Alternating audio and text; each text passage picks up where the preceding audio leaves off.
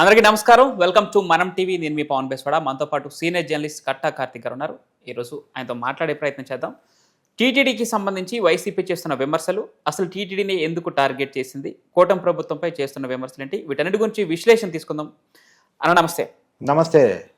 తిరుమల తిరుపతి దేవస్థానం గోశాలలో 100 గోవులు మృతి అని చెప్పేసి పెద్ద ఎత్తున ప్రచారం చేసినటువంటి వైసీపీ పార్టీకి సమాధానం ఇచ్చింది కూటమి ప్రభుత్వం. ఈ నేపథ్యంలోనే కూటమి ప్రజాప్రతినిధులు ఈరోజు గోశాల సందర్శనార్థం గోశాలకు రమ్మని ప్రతి సవాలు విసరడం జరిగింది.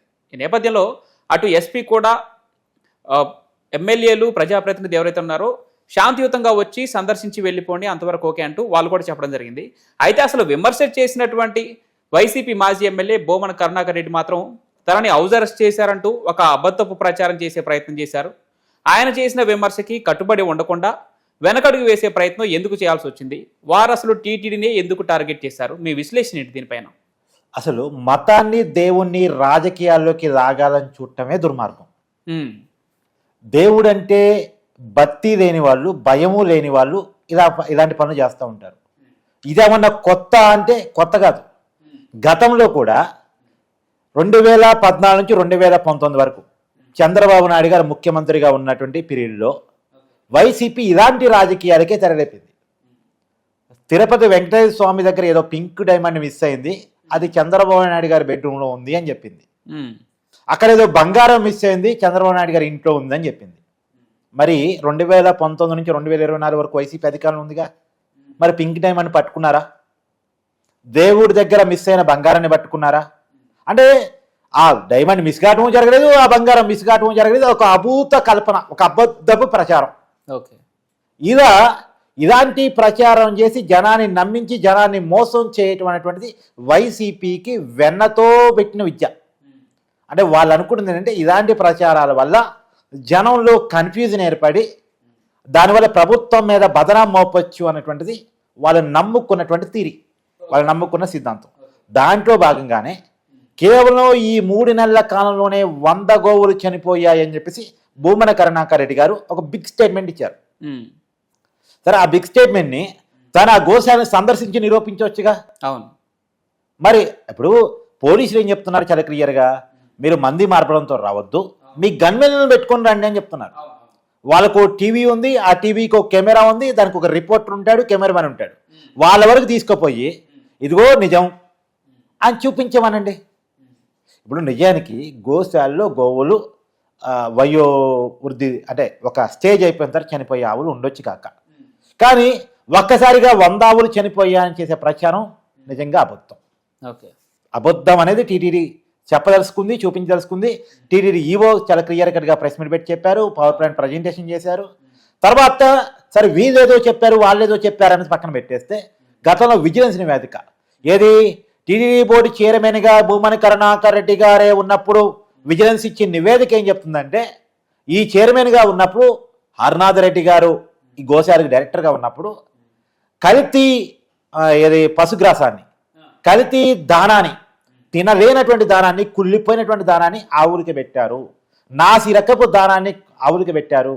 ఇది చెప్తుంది ఇప్పుడున్న టీడీపీ ప్రభుత్వం కాదు, అదే కూటమి నాయకులు కాదు, విజిలెన్స్. అంటే వైసీపీ అధికారులు ఉన్నప్పుడే ఈ విజిలెన్స్ వల్ల, కూటమి ప్రభుత్వంలోకి వచ్చిన తర్వాత వచ్చిన విజిలెన్స్ కాదు. 1,30,00,000 రూపాయల అవినీతి జరిగింది అని చెప్తా ఉంది. తర్వాత చంద్రగిరిలో గోశాల ఏర్పాటు చేయకుండానే డబ్బులు మింగేశారని చెప్తా ఉంది.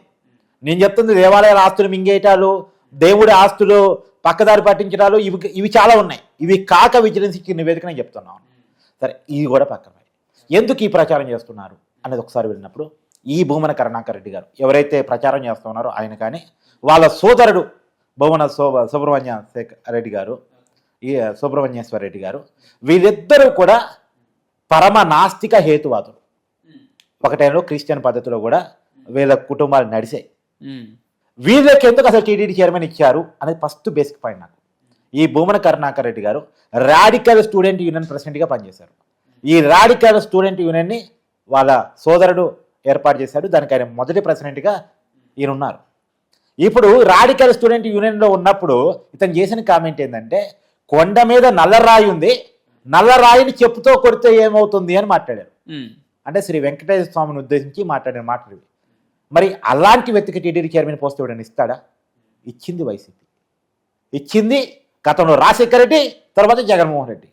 గతంలో రాజశేఖర రెడ్డి గారు ముఖ్యమంత్రి ఉన్నప్పుడు వెంకటేశ్వర స్వామికి 7 కొండలు అవసరమా, 2 కొండలు చాలవని మాట్లాడినటువంటి రాజశేఖర రెడ్డి గారు ఏమో భూమన కరుణాకర్ రెడ్డిని చైర్మన్గా చేస్తే, మళ్ళీ ఆయన కొడుకు జగన్మోహన్ రెడ్డి గారు వచ్చిన తర్వాత మళ్ళీ చైర్మన్గా చేశారు. అంటే వీళ్ళ ఉద్దేశం ఏంటి? ఇప్పుడు సహజంగా ఇప్పుడు ఆయన ఏ వాదనని నమ్ముకోవచ్చు. ఆయన కమ్యూనిస్ట్ కావచ్చు, హేతువాది కావచ్చు, నాస్తికవాది కావచ్చు, లేదా ఆయన క్రిస్టియానిటీ నమ్ముకోవచ్చు, ముస్లిం విధాన్ని నమ్ముకోవచ్చు. దీనికి ఏం వ్యతిరేకం కాదు, రాజ్యాంగబద్ధంగా ఆయనకున్న హక్కు కావచ్చు. కానీ ఆయన ఎమ్మెల్యే కావచ్చు, మంత్రి కావచ్చు, ఏం అభ్యంతరం లేదు. కానీ టీటీడీ అనేది అదొక దేవస్థాన ట్రస్ట్ బోర్డు. హిందూ ధర్మాన్ని ప్రచారం చేయడానికి కోసం, ఒక దేవాలయాన్ని దాని మంచి చెడు చూడటం కోసం ఏర్పడేటువంటి ఒక వ్యవస్థ. తిరుపతి దేవస్థాన ఆచార సాంప్రదాయాల్ని ముందుకు తీసుకువెళ్ళడం కోసం, దాన్ని ప్రచారం చేయడం కోసం ఏర్పడ్డ సంస్థ హిందూ ధార్మిక సంస్థ. ఆ ధార్మిక సంస్థకి హిందూయిజాన్ని నమ్మేవాళ్ళు, దేవుని నమ్మేవాళ్ళు మాత్రమే చైర్మన్గా ఉండాలి. దేవుని నమ్మనటువంటి వాళ్ళు, దేవుణ్ణి వ్యతిరేకించేటువంటి వాళ్ళు, దేవుడికి వ్యతిరేకంగా వ్యాఖ్యలు చేసేటువంటి వాళ్ళు ఎందుకు చైర్మన్గా అయ్యారు? తర్వాత ఈ భూమన ఏదైతే వాళ్ళ సోదరుడు ఉన్నాడో అతనైతే చాలా దారుణంగా 2009లో, పాతకాలం చెప్పాలని 2009లో ఒక పుస్తకాన్ని హిందూ ద ఆర్గనైజం అని చెప్పేసి అమెరికాలో ఒక పరిశోధకురాలు రాసింది. ఆ పుస్తకాన్ని నిషేధించారు మన భారతదేశంలో. ఆ పుస్తకాన్ని ప్రింట్ చేసిన సంస్థ కూడా ఆ ప్రింట్లన్నీ తగలబెడతామని చెప్పి హామీ ఇచ్చింది. కానీ ఆ పుస్తకాన్ని వీళ్ళ సోదరుడు భూమన కరుణాకర్ సోదరుడు ఫేస్బుక్లో పెట్టి మస్ట్ రీడ్ అని పెట్టాడు. భారతదేశంలో నిషేధించబడ్డ పుస్తకాన్ని మస్ట్ రీడ్ అని పెట్టాడు. అదే ఏముంది దాంట్లో? హిందూ దేవుళ్ళకి వ్యతిరేకమైన వ్యాఖ్యానాలు ఉన్నాయి. ఓకే. తర్వాత ఇదే భూమన కరుణాకర్ రెడ్డి సోదరుడు దేవుడికి వ్యతిరేకంగా అనేక రచనలు రాశాడు. ఈ బ్రదర్ని బట్టకొచ్చేసి భూమన కరుణాకర్ రెడ్డి గారు తిరుపతి దేవస్థానంలో ఉద్యోగం ఇచ్చారు. మళ్ళీ ఏం ఉద్యోగం అనుకున్నాం? శ్రీ వెంకటేశ్వర స్వామి ఎంప్లాయీస్ ట్రైనింగ్ అకాడమీ, దానికి డైరెక్టర్. అంటే అక్కడ ఉన్న ఎంప్లాయీస్కి ఈయన ట్రైనింగ్ ఇస్తాడు. ఈయన దేవుని నమ్మడు, దేవుని తిడతాడు, దేవునికి వ్యతిరేకంగా వ్యాఖ్యానాలు చేస్తాడు. అక్కడున్న పురోహితులకి, ఉద్యోగులకి ఇతనేం ట్రైనింగ్ ఇస్తాడు? దేవుని ఎట్ట తిట్టాలి, దేవుని ఎలా కొట్టాలి, ఇదాని ట్రైనింగ్ ఇస్తాడా? ఇదాని ట్రైనింగ్ ఇచ్చి మరి అతనికి ఎందుకు ఉద్యోగం ఇచ్చారు అక్కడ? First basic point. తర్వాత అతనికి ఎందుకు ఇదస్థానం ఇచ్చారు అక్కడ? టీటీడీ ఉద్యోగ ఇదస్థానాన్ని కూడా పొందాడు అతను. ఒకటి ఉద్యోగం, రెండోది ఇదస్థలం. దేవుని నమ్మని వ్యక్తికి దేవుని నమ్మే వాళ్ళు ఇచ్చే కానుకల ద్వారా వచ్చిన డబ్బులతో వచ్చినటువంటి ఇదస్థలం, జీతం, ఇవన్నీ కూడా అతనికి లభించాయి. అంటే వీళ్ళ నేపథ్యం ఇది. వీళ్ళు దేవుని నమ్మరు, వీళ్ళకి భక్తి లేదు, భయం లేదు. వీళ్ళు చేసే ప్రచారం ఇలా కాకుండా ఎలా ఉంటుంది? అబద్ధ ప్రచారం. ఇంకోటి, సరే వీళ్ళకి పదవులు వచ్చిన జగన్మోహన్ రెడ్డి గారి గురించి మాట్లాడుకునే ప్రయత్నం చేద్దాం. జగన్మోహన్ రెడ్డి గారు గత సాంప్రదాయాలకు అనుగుణంగా ఎప్పుడున్నా తిరుమల బ్రహ్మోత్సవాల్లో సతీ సామర్థ్యంగా వచ్చి స్వామివారికి పట్టు వస్త్రాలు సమర్పించారు. ఎప్పుడన్నా భారతి గారు వచ్చారా జగన్మోహన్ రెడ్డి గారితో కలిసి? రాలేదు. పైగా వాళ్ళ తాడేపల్లి ప్యాలెస్లో ఉన్న తిరుపతి శెట్టి వేపించుకొని పూజా కార్యక్రమాన్ని నిర్వహించుకున్నటువంటి వ్యక్తులు వాళ్ళు. ఇలా గతంలో ఎప్పుడు జరగలేదు, రాబోయే కాలంలో కూడా జరగదని నేను అనుకుంటున్నా. నా భూతో నా భవిష్యత్తు, ఇలా ఆలోచించే వాళ్ళు ఎవరు ఉండరు. నువ్వు తిరుమల వెళ్ళి శ్రీ వెంకటేశ్వరం దర్శించుకుని అనుకున్నావు అనుకో, ఏం చేయాలి? తిరుపతి వెళ్ళాలి, కొండ ఎక్కాలి, ఎక్కి దేవుని దర్శించుకొని రావాలి. తిరుమల వెళ్ళాల్సిందే దేవుడి దర్శనం కోసం. కానీ తిరుమల సెట్ని ఇంట్లో వేపించుకుంటా అంటే అది సాంప్రదాయం కాదు, అది పద్ధతి కాదు. కానీ దాన్ని జగన్మోహన్ రెడ్డి గారు అలా చేశారు. పైగా ఆ రోజు ఉన్న వివాదం ఏంటంటే ఆ ప్రసాదాన్ని టిష్యూ పేపర్లో పెట్టి భారతి గారు పక్కిచ్చారని. అంటే ఇలాంటి ఆలోచనలు, దేవుని నమ్మకపోగా అవమానించే ఆలోచన ఉన్నటువంటి వ్యక్తులు ఇలాంటి రాజకీయాలు కాక దేనికి తెరవేస్తారు? వీళ్ళకి హిందూయిజం అంటే పడదు, హిందువుల మనోభావాలు అంటే గిట్టదు, హిందూ కల్చర్ అంటే గిట్టదు. ఇప్పటికే వీళ్ళ మీద ఉన్నటువంటి ఆరోపణ ఏంటంటే వీళ్ళ అధికారంలో ఉన్నప్పుడు తిరుపతి దేవస్థానంలో లడ్డూలో వినియోగించే నెయ్యిలో కల్తీ చేశారు అనే దాని మీద ఇప్పుడు కరెంట్ కేసు నడుస్తుంది.